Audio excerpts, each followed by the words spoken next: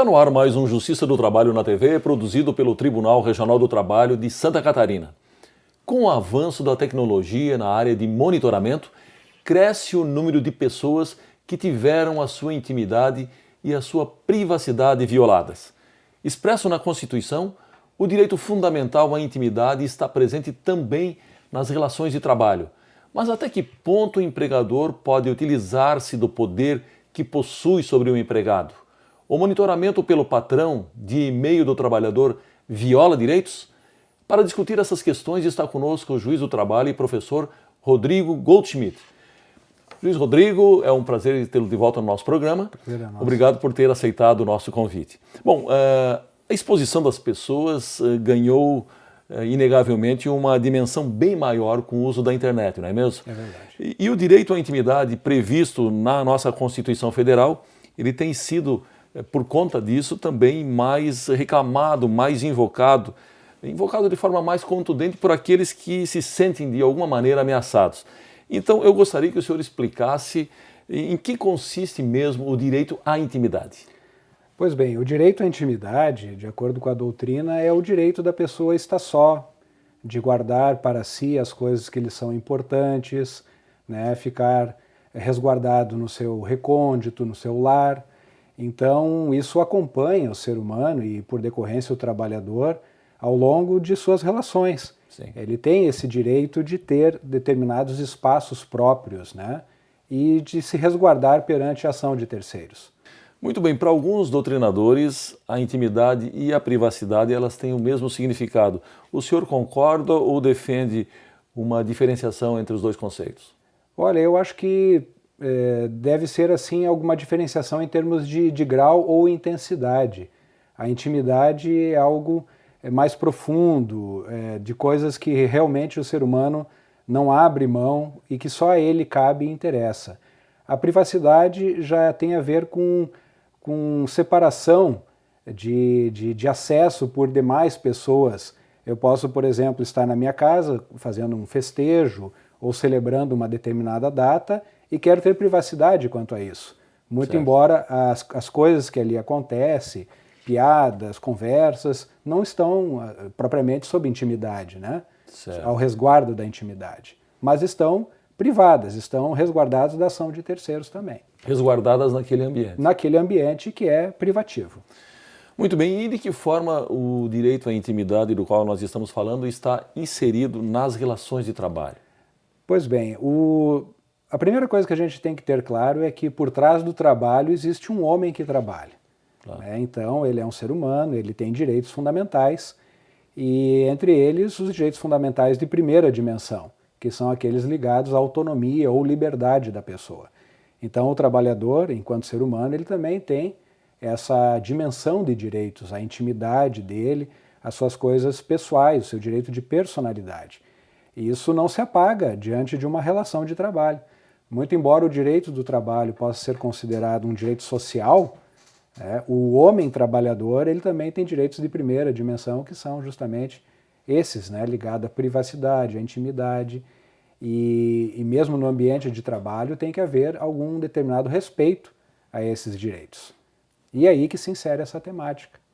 E de um modo geral, nas relações de trabalho que o senhor percebe, assim, fruto da sua vivência como juiz do trabalho e nas ações que de alguma maneira também contemplam essas questões, o senhor entende que isso está sendo devidamente resguardado e respeitado num país como o nosso? Olha, eu vejo da seguinte forma: o avanço tecnológico e essa troca de informações por meios telemáticos ou através de redes afetou muito o direito à intimidade. E não só na esfera do trabalho, na esfera da convivência em geral, certo? Então, talvez nenhum direito fundamental na atualidade seja tão violado ou tão tangenciado quanto o direito à intimidade. A gente vê isso em revistas, em aeroportos, certo? No monitoramento das vias públicas e até mesmo de estabelecimentos privados, e também acaba tendo a sua repercussão dentro do ambiente de trabalho. A questão do monitoramento por vídeo, o monitoramento por e-mail, através de e-mails, né, que é a temática principal de hoje, a revista de pertences pessoais do trabalhador. Tudo isso está tangenciando essa temática aí da intimidade. Bom, o senhor já antecipou um aspecto que realmente a nossa pauta pretende abordar. Então eu pergunto, quando o empregador decide monitorar as contas de e-mail dos empregados, isso pode ser caracterizado como uma violação ao direito de intimidade?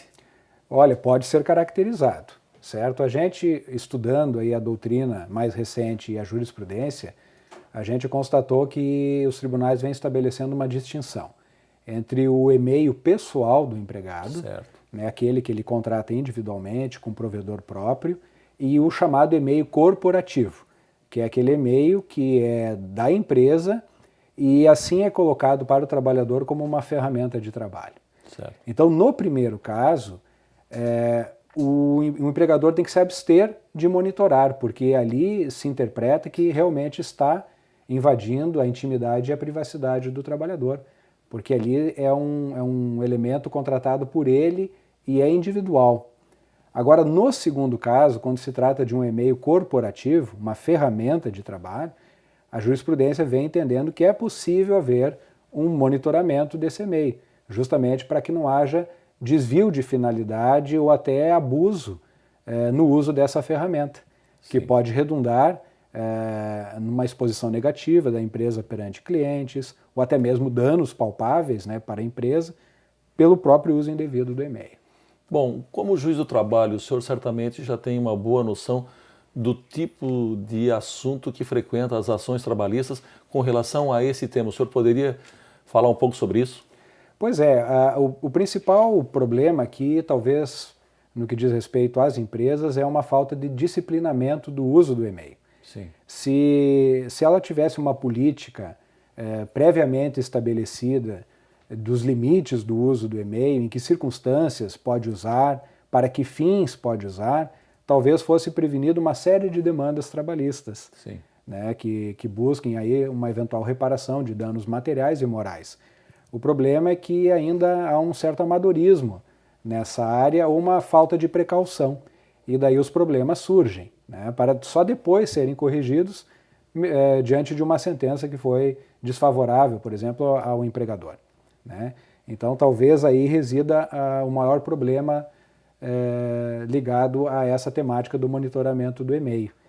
E aí vai a recomendação também, quando se contrata o empregado, né, já deve ser colocado para ele claramente os limites, como pode, para que fim pode usar os e-mails, justamente para depois ali na frente não haver um questionamento maior sobre esse assunto. Inclusive quanto à utilização do e-mail particular no ambiente de trabalho. Claro, inclusive essa possibilidade também, porque se não há uma política clara sobre isso e o empregador permite, por exemplo, o uso do e-mail particular, mas também para usos trabalhistas, é evidente que aí o empregador tem que se abster de monitorar esse e-mail, porque dentro daquele pool de dados que são transmitidos através do e-mail do empregado, também tem coisas íntimas, coisas privadas dele que não interessam à empresa e ele tem direito a ser resguardado.